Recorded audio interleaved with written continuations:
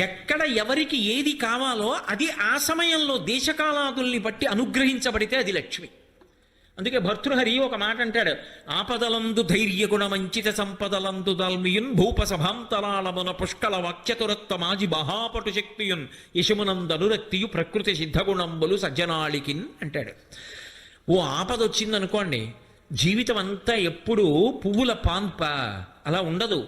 నువ్వు తప్పు చేయకపోవచ్చు, అయినా ఆపద వస్తుంది. మన ప్రమేయం లేకుండా వస్తుంది కాబట్టే దానిని ఆపద అంటారు. ఆ ఆపద వచ్చినప్పుడు తాళి తట్టుకుని నిలబడగలగాలి. అలా తట్టుకోలేక నేలబడిపోయాడు అనుకోండి, మృత్పిండం అంటారు. మట్టి ముద్ద కింద పడిపోతే నేల కట్టుకుపోతుంది. అది బంతి అనుకోండి, కింద పడితే పైకి లేస్తుంది. కింద పడిపోకుండా పైకి లేవాలి అంటే ఉత్సాహం ఉండాలి.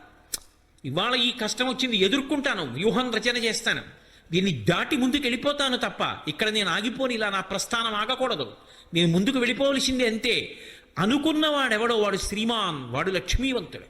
అందుకే సుందరకాండలో హనుమ బయలుదేరారు సముద్ర తరణం చేద్దామని. మొట్టమొదట కనపడినటువంటి వాడు మైనాకుడు కనబడ్డాడు.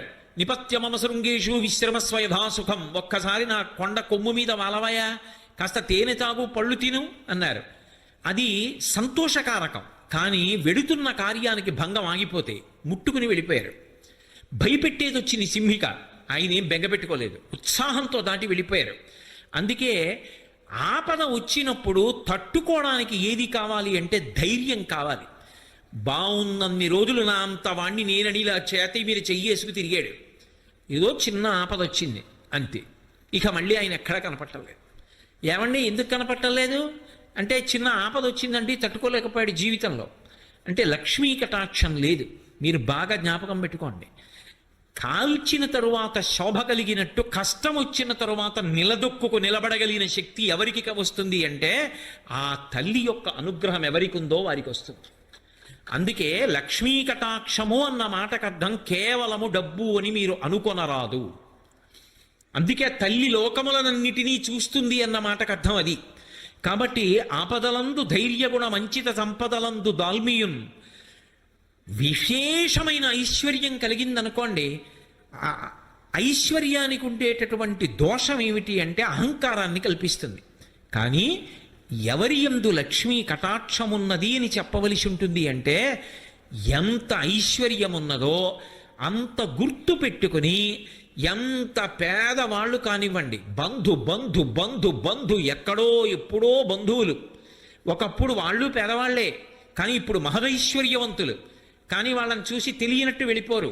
పేరు పెట్టి పిలిచి, ఇంటికి పిలిచి అన్నం పెట్టి పక్కకి తీసుకెళ్ళి చాటుగా డబ్బిచ్చి నేను ఇచ్చానని తెలియక్కర్లేదు, జీవితంలో వృద్ధిలోకి రా అని చెప్పిందో తల్లి.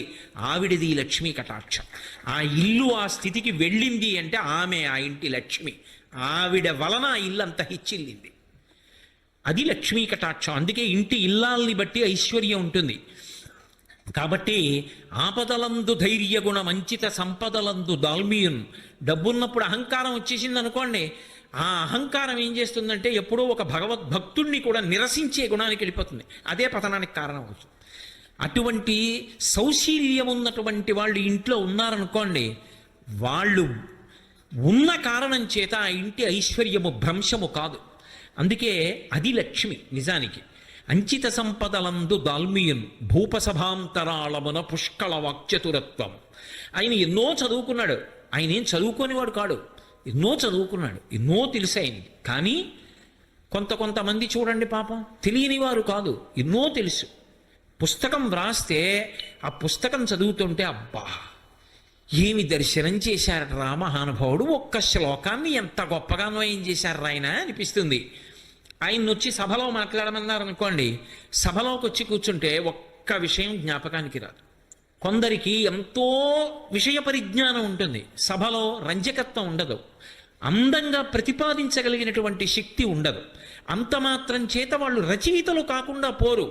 కాలమునందు వాళ్ళ పేరు ఎప్పటికీ నిలబడుతుంది. కానీ వాళ్ళకి లక్ష్మీ కటాక్షం ఎలా ఉంది అంటే గ్రంథకర్తగా ఉంటుంది తప్ప ఒక ఉపన్యాసకుడిగా, ఒక ప్రవచనం చేసిన వాడిగా సమాన స్థాయిలో ఆ కీర్తి ఉండదు.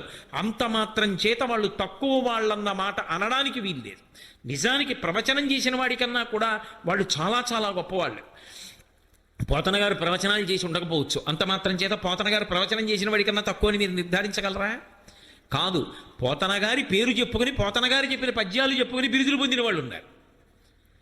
పోతన గారి పేరు చెప్పి ఉపన్యాసం చెప్పి ఎంత బాగా చెప్పారండి అనిపించుకున్న వాళ్ళు ఉన్నారు. అది వాడిది కాదు, వండినవారు పోతన గారు, ఆయన యజమాని, వీడు వడ్డించినవాడు అయినప్పుడు ఆయనే గొప్పవారు. ఆయనది ఆ లక్ష్మీ కటాక్షం, చెప్పుకున్నవాడిది ఈ లక్ష్మీ కటాక్షం. కానీ సభలోకి వచ్చాక జ్ఞాపకం రాలేదనుకోండి, సభలోకి వచ్చాడు, కూర్చున్నాడు, ఏమీ జ్ఞాపకం రావట్లేదు, ఒక్క శ్లోకం గుర్తు రావట్లేదు, ఓ పద్యం గుర్తు రావట్లేదు, ఎందుకు వచ్చాడో గుర్తు రావట్లేదు, ఏం చెప్పాలో గుర్తు రావట్లేదు. అప్పుడు ఎలా ఉంటుంది ఆయన పరిస్థితి అంటే లక్ష్మీ కటాక్షం లేదని గుర్తు. భూపసభాంతరాళమన పుష్కళ వాక్చతురత్వము ఆజిబహాపటు శక్తియును. ఓ యుద్ధానికి వెళ్ళాడనుకోండి, బాహువుల యందు పటుత్వం ఉండాలి, యుద్ధంలో ధైర్యంగా దూసుకుపోయి యుద్ధం చేయగలగాలి. తీరా యుద్ధానికి వెళ్ళిన తర్వాత గోడ కలుక్కుమని నెప్పెడుతోంది అనుకోండి, అసలు చెయ్యెత్తలేకపోతున్నాడు అనుకోండి, ఇంకేం లక్ష్మీ కటాక్షం. ఆజి బాహుపటు శక్తియున్ యశమునందు అనురక్తియు. నేను కీర్తివంతుణ్ణి కావాలన్న కోరిక ఉండి తీరాలి వ్యక్తికి. అది లేదనుకోండి, ఆ వ్యక్తి లక్ష్మీ కటాక్షమునకు అర్హుడు అని చెప్పడము సాధ్యము కాదు. అందుకే ఒకటి గుర్తుపెట్టుకోండి, మనిషి జీవితంలో ఈశ్వరుడు ఏదో ఒక విభూతిని ఇవ్వనివాడన్నవాడు ఉండడు. ఏదో ఒక విభూతి ఇవ్వబడుతుంది, ప్రతి వారికి ఇస్తాడు ఈశ్వరుడు. నీకేది ఇచ్చాడన్నది నువ్వు జ్ఞాపకం పెట్టుకోవాలి, నువ్వు తెలుసుకోవాలి. గుప్తంగానో బాహ్యంగానో అరహసి రహసి స్వతంత్ర బుద్ధ్యా అంటారు శంకర భగవత్పాదులు శివానంద లహరిలో.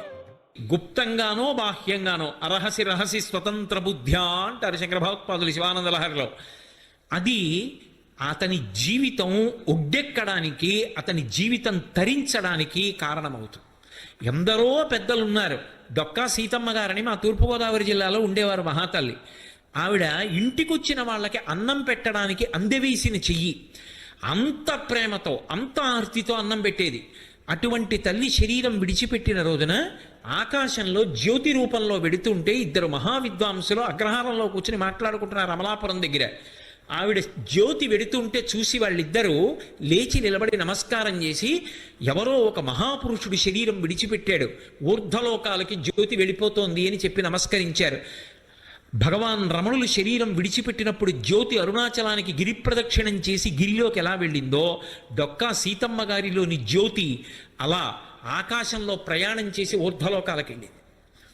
ఎప్పటావిడో కాదు డొక్కా సీతమ్మ గారంటే, ఇప్పటికీ పీకన్నవరం దగ్గర ఆవిడ పేరు మీద అక్విడెక్ట్ ఉంది, ఆవిడ నివసించిన ఇల్లుంది, ఆవిడ అన్నం పెట్టిన గదులున్నాయి.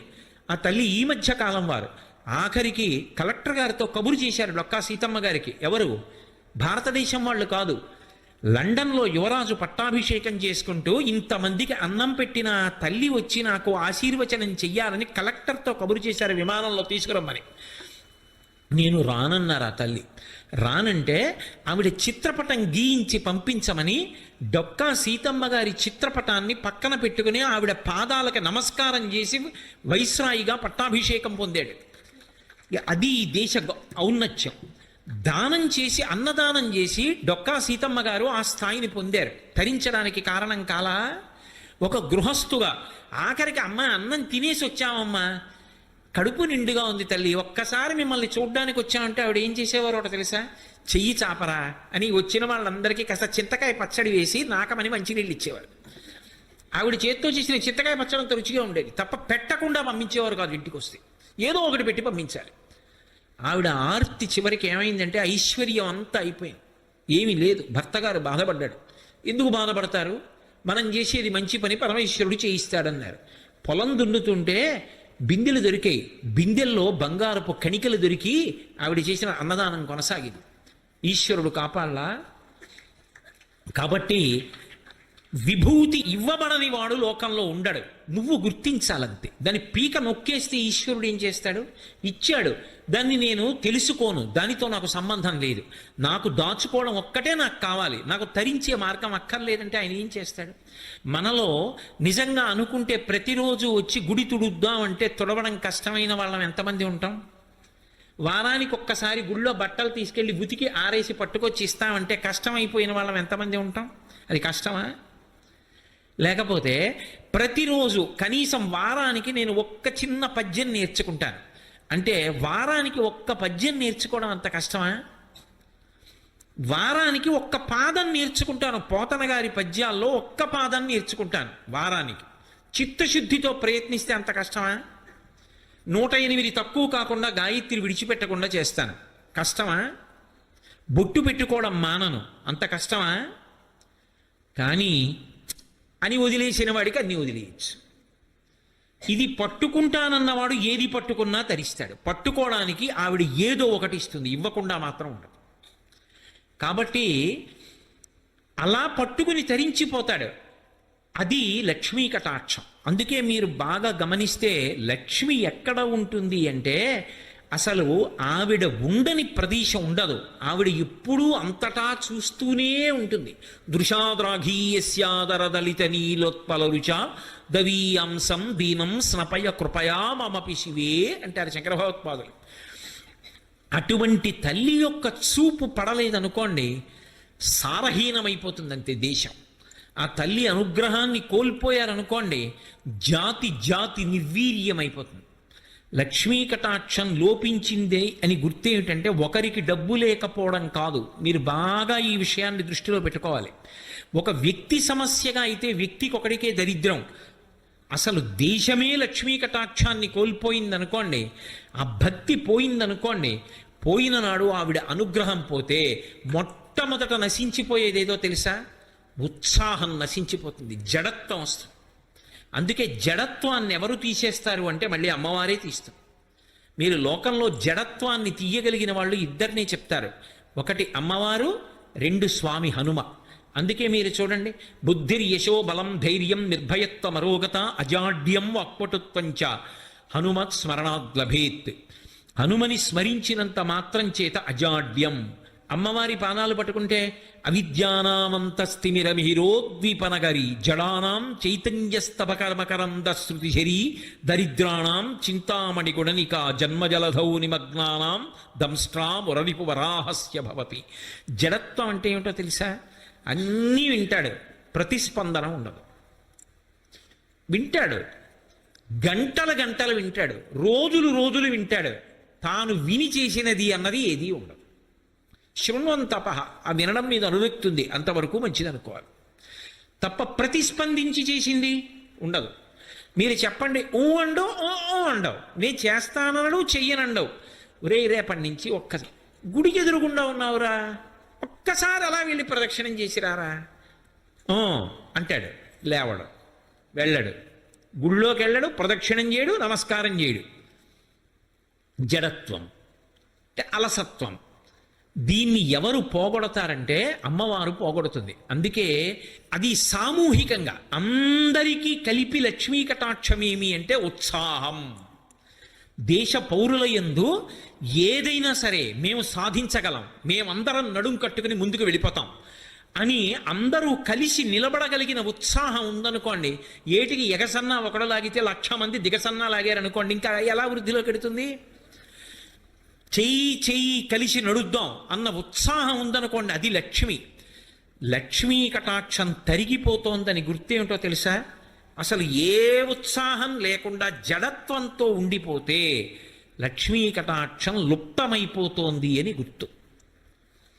అందుకే మీరు కొంచెం జాగ్రత్తగా గమనించండి. ఎప్పుడైనా పౌరాణిక వాంగ్మయాన్ని మీరు పరిశీలిస్తే లక్ష్మీ కటాక్షము తొలగిపోయినది అనడానికి కొన్ని సూచనలు చెప్తారు. ఇదిగో లక్ష్మి లేదిప్పుడు, లక్ష్మి ఎందుకు వెళ్ళిపోతుందో చెప్తారు, లక్ష్మి మళ్ళీ ఎలా వచ్చిందో చెప్తారు, లక్ష్మి ఏ కారణం చేత వెళ్ళిపోతే ఆ స్థితి ఎలా ఉంటుందో చెప్తారు. ఇవి ఎందుకో తెలుసా? పురాణం వేదానికి భూతద్దం. నీ జీవితాన్ని నువ్వు గమనించుకో జాగ్రత్తగాని. ఇంద్రుడు అంటేనే మనకేం గుర్తొస్తుంది?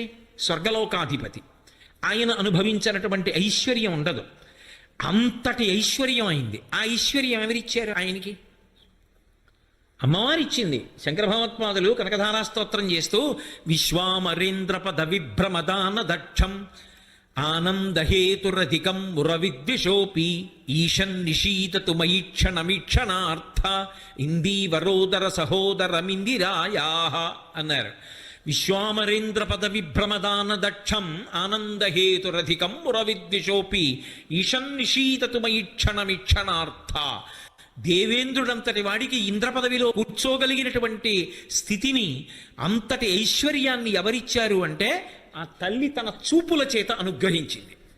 దేవేంద్రుడంతటి వాడికి ఇంద్ర పదవిలో కూర్చోగలిగినటువంటి స్థితిని, అంతటి ఐశ్వర్యాన్ని ఎవరిచ్చారు అంటే ఆ తల్లి తన చూపుల చేత అనుగ్రహించింది. అటువంటి చూపు కలిగిన తల్లి వైక్షణమీక్షణార్థ నా వంక కూడా ఒక్కసారి చూడమ్మా అని అడిగారు శంకర భగవత్పాదులు. తన కొరకు కాదు, బ్రహ్మచారి పేద బ్రాహ్మణి కోసం అడిగారు. ఆ తల్లి అనుగ్రహ కటాక్షం కలిగింది, ఇంద్రుడు ఐశ్వర్యాన్ని పొందాడు. ఇప్పుడు ఇంత ఐశ్వర్యాన్ని పొందినటువంటి ఇంద్రుడు ఐశ్వర్య భ్రష్టుడయ్యాడు. దేనికి భ్రష్టుడయ్యాడు? ఒక్క కారణం చేతనే పోయింది ఐశ్వర్యం, ప్రసాద తిరస్కారం. ప్రసాదమును తిరస్కరించడం అనేటటువంటి లక్షణం కానీ ఏర్పడిందా, అది ఉపద్రవాలకి గుర్తు. దేశంలో భగవత్ ప్రసాదము అని పట్టుకొచ్చి ఇస్తే మాకు అక్కర్లేదు అని తిరస్కరించేటటువంటి బుద్ధి ప్రబలమైపోతే, ఈశ్వర ప్రసాదమునకు గౌరవం తగ్గిపోతే, కాళ్ళకి చెప్పులున్నాయన్న మాటతో కూడా సంబంధం లేకుండా ప్రసాదం నోట్లో వేసుకోవడం మొదలు పెడితే, నేను ఇంకా కొంచెం ముందుకు వెళ్ళవలసి వస్తే అటువంటి ప్రదేశాల్లో ప్రసాదం పంచి పెట్టడం కూడా తప్పు. ప్రసాదం ఎక్కడివ్వాలో అక్కడివ్వాలి. ఒక దేవాలయానికి వచ్చి మీ అందరూ కూర్చున్నారు, ఇక్కడ ప్రసాదం ఇవ్వాలి. అంతేకాని అందరూ చెప్పులు వేసుకుని కాళ్ళకి బూట్లు వేసుకుని కూర్చున్న కార్యాలయాల్లో ప్రసాదం పంచిపెట్టమని ఎవడు చెప్పాడు? వాడా బూట్లు విప్పడు. అలాగని వాడికి భక్తి ఉన్నా ప్రసాదం తిరస్కరించలేడు, వాడు అలాగే వేసుకుంటాడు. ఇప్పుడు అది ప్రసాదం పట్ల దోషమైందా లేదా? మీరు అందుకే ప్రసాదం అన్న మాట గురించి ఆలోచించండి. అన్నవరం సత్యనారాయణ స్వామి వారి వ్రతకథలో వైశ్యుని యొక్క భార్య ప్రసాదం పుచ్చుకోకుండా నదీ తీరానికి వెళ్ళింది, భర్త వచ్చాడని. వెంటనే పడవ మునిగిపోయింది. ఓ అశరీరవాణి పలికింది, ప్రసాదం పుచ్చుకోలేదని. ఆవిడ వెళ్ళి ప్రసాదం తింది, పడవ పైకి తేలింది. ఏమిటా కథ? వింటున్నాం కదా అన్నటువంటి కథలు చెప్పేయడమే అనుకోవచ్చు. కాదు, అందులో ఒక గాంభీర్యమైన విశేషం ఉంది. ప్రసాదము అంటే ఈశ్వరుని యొక్క అనుగ్రహము. ఏ ఇంట ప్రసాదం తింటున్నాడో ఆ ఇంట లక్ష్మి ఉంటుంది. ఇది మీరు బాగా పట్టుకోవాలి. ఆ ఇంట తింటున్నది ప్రసాదం. అందుకే ఈ రాష్ట్రంలో ఒక అలవాటు ఉంది, ప్రత్యేకించి పేరు కూడా ప్రసాద్ అని ఉంటుంది. ఈశ్వర ప్రసాద్, వెంకటేశ్వర ప్రసాద్, లక్ష్మీ ప్రసాద్ అంటే వాళ్ళ ప్రసాదం వీడు. జీవితము ప్రసాదము కావాలి. నేను రాత్రి పడుకుంటున్నాను అనుకోండి, 11 మాటలు శివనామం చెప్పి నాకు నిద్ర పట్టాలని ప్రార్థన చేసి పడుకోవాలి. నేను నిద్ర లేస్తున్నాను అనుకోండి, 3 మాటలు శ్రీహరి శ్రీహరి శ్రీహరి అని చెప్తూ లేవాలి. ఎందుకనంటే జాగృతి యందు ఇంద్రియములకు అధిపతి అదోక్షజుడు శ్రీ మహావిష్ణువు, ఆయన నామం చెప్పి లేవాలి. పరమశివుడు నిద్రాకాలిక సుఖాన్నిచ్చి మళ్ళీ అన్ని అవయవాలకి శక్తినిస్తాడు, ఆయన నామం చెప్పి పడుకోవాలి. నిద్ర ప్రసాదం, లేచి పని చేస్తే ప్రసాదం. అన్నం తినేటప్పుడు నేను తింటున్నానని తినరు. ఇది ఈశ్వరుడు నాకు అనుగ్రహించాడు. ఈ పదార్థం దొరికేట్టు చేసినవాడు వాడు, వాడి శాసనానికి అగ్ని వండింది. ఈ నీళ్లు వాడి శాసనం వల్ల దొరికాయి. నేను తింటే రుచి వాడి అనుగ్రహం. లోపలికి వెళ్ళిపోయిన తర్వాత అన్ని పదార్థాలు కలిసిపోయినా వాడు అగ్ని రూపంలో ఉండి పచనం చేస్తున్నాడు, శక్తిగా మారుస్తున్నాడు. కాబట్టి వాడికి చెప్పి తింటాను, యజ్ఞం కింద తింటానని నీతి మితుకులు పట్టుకుని నాలిక మీద పట్టుకుని నోట్లో వేసుకుంటారు. చొక్కా బనీను లేకుండా తినడానికి కారణం అది. చొక్కా బనీను ఉందనుకోండి, ఉంటే ఎలా పుచ్చుకుంటారు? హవిస్సు అగ్నిహోత్రంలో పురుషుడికి అధికారం ఉండదు. అందుకని తీసి ఉత్తరీయం 1 వేసుకుని 5 మాటలు స్వాహాకారంతో నాలిక మీద పెట్టుకుని పంటితో నవలకుండా లోపలికి మింగుతాడు. ఇప్పుడు ఆయన జన్మ తరించింది, ఆయన ఎక్కడున్నాడో అటువంటి వాడు. వాడి వలన ఆ ఇల్లు వంశం వృద్ధిలోకి వస్తాయి. బనీని ఎందుకు కాపాడుతుందా? చొక్కా కాపాడుతుందా? ఇది కాపాడుతుంది. దీని విలువ తెలుసుకున్ననాడు దాని ముందు నీ బనీని ఎంత, నీ చొక్కా ఎంత. ఆచారకాండ అందుకొచ్చింది, ఉత్తినే రాలేదు. కాబట్టి ఇప్పుడు అలా తిన్నాడు, ఏదో పని మొదలెడతాడు, ఈశ్వరుడికి చెప్తాడు, పని పూర్తయింది, ఈశ్వర మీ అనుగ్రహం, పని పూర్తయింది అంటాడు. ఇప్పుడు అసలు ఆయన జీవితంలో ప్రసాదం కానిది ఏదుంది? ఆఖరికి మృత్యు వచ్చి కబళించేస్తోంది. ఈశ్వర మీ అనుగ్రహంతో ఇన్నేళ్లు శరీరంలో ఉన్నా, కొడుకుల్ని చూశా, కోడళ్ళని చూశా, కూతుళ్ళు, అల్లుళ్ళు, మనవలు, ముని మనవలు చూశా. మీ అనుగ్రహంతో ఏదో బ్రతికున్నన్నాళ్ళు మీ గురించి చెప్పుకున్నా. ఇది వదిలిపెట్టేస్తున్నాను, ఈ తోలుతిత్తి మీ పాదపంజరంలోకి వచ్చేస్తున్నాను, ఎక్కువ ఆయాసం లేకుండా విడిపించేయండి అని నమస్కరించి దీన్ని కూడా ప్రసాదంగా వదిలిపెట్టేస్తాడు. ఇప్పుడు అసలు జీవితమే ప్రసాదం.